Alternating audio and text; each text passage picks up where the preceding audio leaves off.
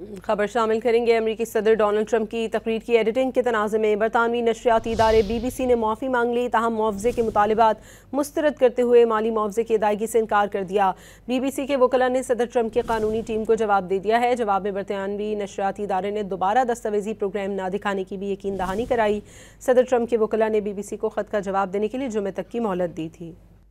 خبر شامل کریں گے۔ امریکی صدر ڈونلڈ ٹرمپ کی تقریر کی ایڈیٹنگ کے تنازع میں برطانوی نشریاتی ادارے بی بی سی نے معافی مانگ لی، تاہم معاوضے کے مطالبات مسترد کرتے ہوئے مالی معاوضے کی ادائیگی سے انکار کر دیا۔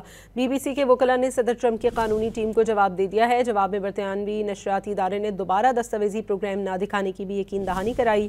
صدر ٹرمپ کے وکلاء نے بی بی سی کو خط کا جواب دینے کے لیے جمعے تک کی مہلت دی تھی۔